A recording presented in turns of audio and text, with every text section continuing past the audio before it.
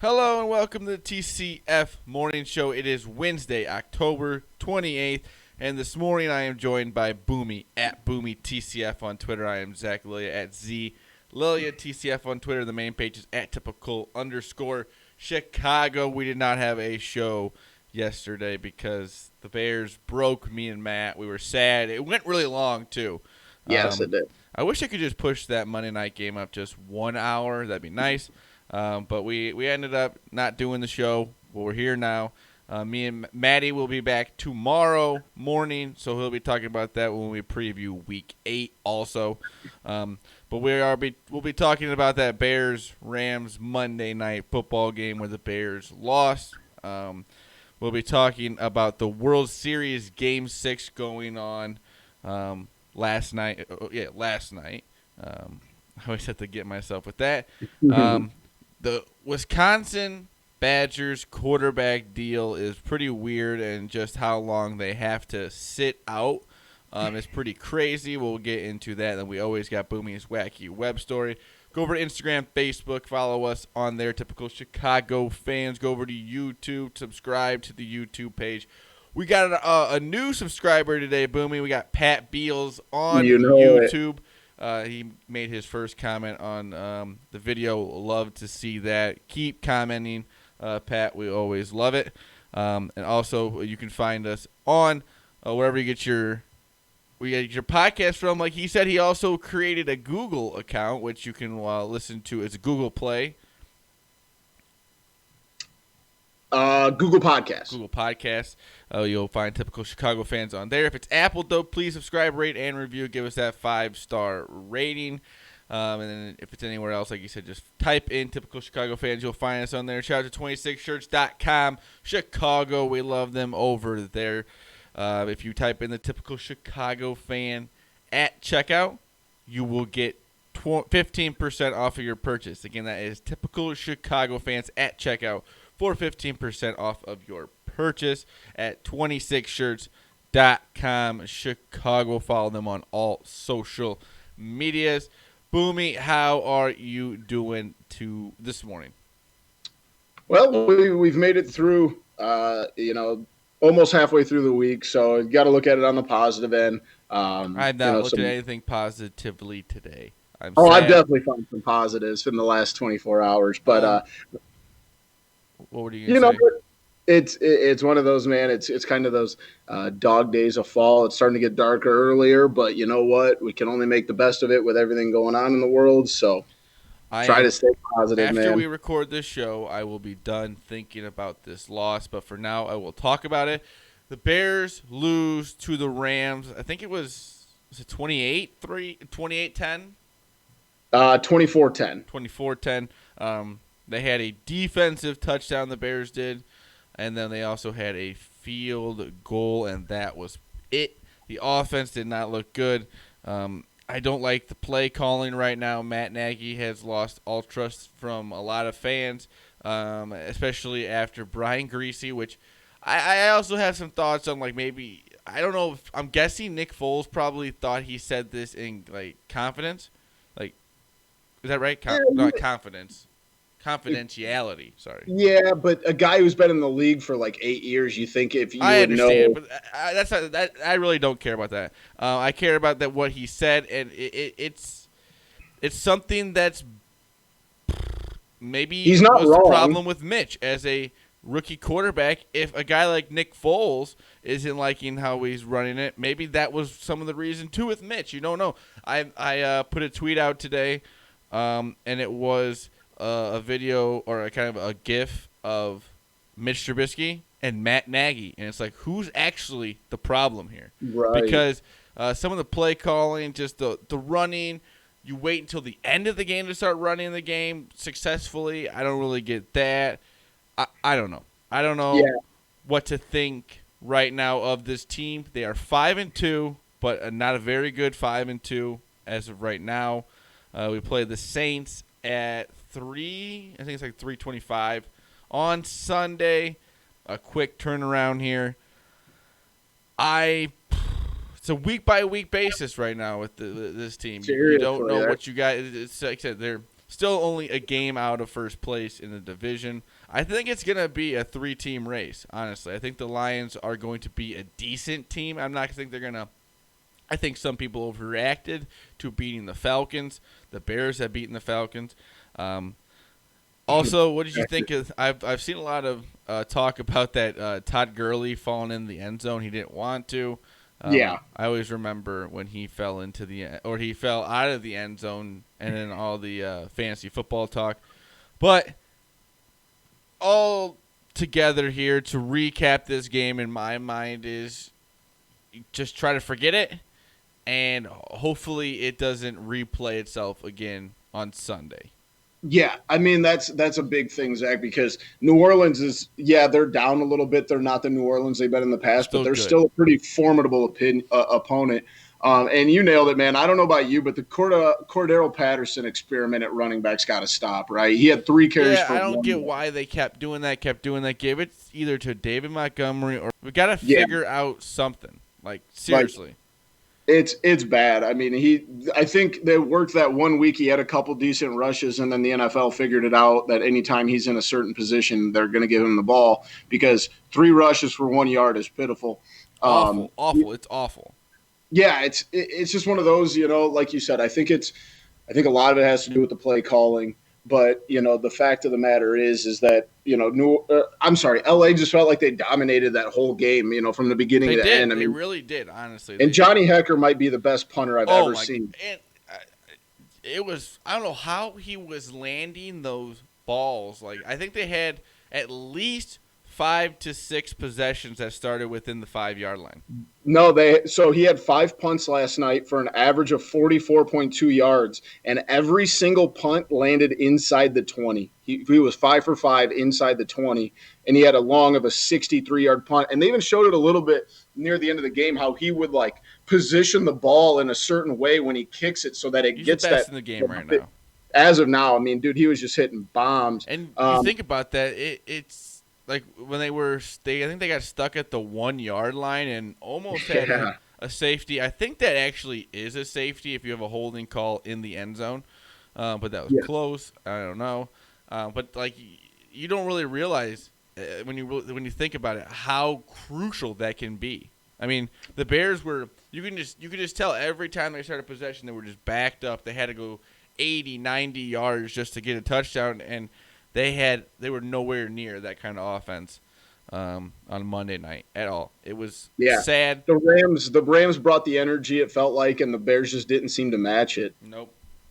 But we move on to the Saints. Like I said, it's 5-2. You're still in the mix with everything, but it's just it's a week by week basis here, especially the coach and where the trust level is. And everything, and if the quarterback doesn't trust him, I don't know if that is a good sign at all. Yeah, it's not a ringing endorsement, that's for sure.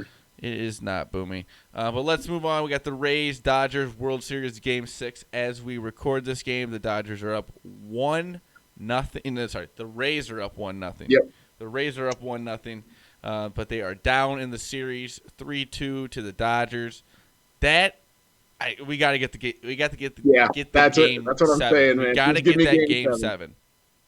Absolutely. You said it last night when we were watching the Bears game. If you don't like Game 7, you're not a sports fan. Not a sports fan. A baseball Game 7 is just awesome. Any sport Game 7 is awesome. A little October baseball. And obviously, we have some very clear, fond memories of Game 7s in the World Series. Gosh, so very, very scary, but. Always extend the playoffs one more day. But I am a little nervous once this World Series is over with. The offseason starts, and Theo Epstein will be making a decision, and I am nervous. Let's just say that. But we're definitely going to see a change of I think we're going to see some guys moved in, some guys moved out, and we'll just have to wait and see what happens. But you know what? For all we can do right now is live in the moment and just enjoy the hell out of this World Series that we're getting right now because neither team is giving up an inch. It's been awesome. Fun as hell, man. It's just been a great World Series. I feel like either team, every time they go up, I think a home run's going to happen, and there's been a lot of huge home runs. Slobbering the baseball. And against two good pitching staffs too. Like it's not like, one team just got there because they scored like 11 or 12 runs. It's like they will get those outings where it's, close games and low scoring games. You're not going up against slouches. You're going up against some of the best pitchers in the game, and these offensive have handled them, better than I expected to. That's for sure. Yeah, it's two good teams, but we would love to see the Rays win this. I would. I know Boomy likes to see the Dodgers win. Stop. You said Kershaw. You did say Kershaw. I mean, I picked them to win the series in 6, but I said I want the Rays to win. My brain just tells me LeBron want the Dodgers to win. Great minds must think alike then. Let's move on to this. It's a weird situation. The Wisconsin Badgers QB problem. They got Graham Mertz threw 5 touchdowns. It was against Illinois, I know, but they still played well. A good future for them going forward. First ever 5-star recruit at Wisconsin, I believe. Yeah, or 5-star quarterback. I'm sorry. They were going forward, looking Big Ten championship, awesome. We're looking awesome. Blah blah blah. Now he's out 21 days because he has tested positive for COVID. The backup, I think it's Wolf. He tested positive, so he's out 21 days. I think the third string quarterback has like a foot injury or an injury maybe. So they're like on the 4th string quarterback. I did not know that. I know Mertz was out, and that kid is good. But obviously I did not know about the backup quarterback. But I'm actually reading right now that game just in itself is in quite some jeopardy. They don't know if they're going to get that game even in. If you're Wisconsin, but that's Big Ten. Not. They're the only conference that has a 21-day period. All the other ones are 14. Yeah, it's 14 days of quarantine, and then 7 days to make sure you don't have any complications from the virus. Yeah. Heart problems, I think, is what the main thing is. I think heart and lung. I think there's some long-lasting lung issues that people are experiencing. And obviously playing football, you don't want to mess with the heart and the lungs like that. I get you're right. What do I know? I know nothing about it. Yeah, we're just a bunch of idiots. But 21 days. I mean, there's football. How quickly was Cam Newton back? 5 days? How quickly was Nick Saban back? 2 days? 3 days? I think it's a little excessive. And honestly, if you're Wisconsin, you kind of hope the game gets moved. And then also, I think he had the positive test on a Saturday. So the 21st day will be when they play Michigan. So they'll have to kind of see how that goes. I'm guessing you'd let him play. I would hope so. The kid's good. I mean, like you said, it was Illinois, but Wisconsin looked damn good. And obviously them Big Ten being back is big. That's going to be some, primetime games, especially them in Michigan, man. That's can't miss TV. And you don't want to have to throw a 3rd or 4th string quarterback out there to take on Michigan, who also looked good. Yeah. So 21 days if you test positive in the Big Ten. So we'll see how that all goes going forward. Boomy, you got a wacky web story to wrap up the show. I sure do. And it's a little bit of positive news after, having to talk about the Bears and Graham Mertz going down for 3 weeks. I'm positive now. The show's almost over. I'm positive now. All right, we're gonna keep it rolling with the positivity because a 56-year-old man of Dearborn Heights, Michigan, says he accidentally bought a $2 million winning lottery ticket. So obviously pretty nice mistake there. He says he has been saving numbers on the lottery app on his phone. And he instead of 1, so he probably would have won 1, but he accidentally double clicked it. So it gave him 2 tickets with the same numbers. Well, it hit. They were $1 million winners. So not only did he get $1 million, he got $2 million because he accidentally double clicked on his phone, walking away with a little over $2 million in the Mega Millions game. That would be nice. Yeah, that's one of those happy mistakes, right? Oh my gosh. He said it took several days before he even noticed it. He didn't check it right away.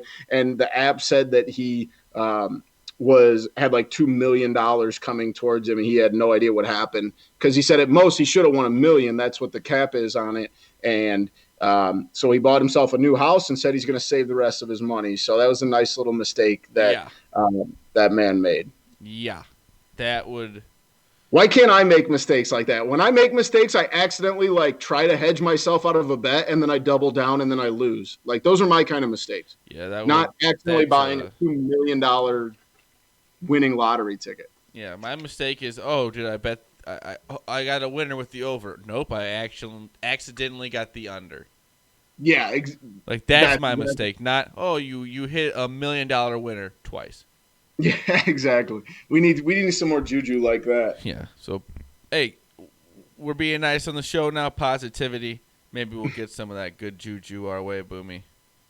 Yes, sir. Let's fingers crossed, man. Tomorrow on the show, we'll be doing our NFL Week 8 picks. Unfortunately, our Week 7 picks were not very good from any of us. None of us were over 500. None of us were 500.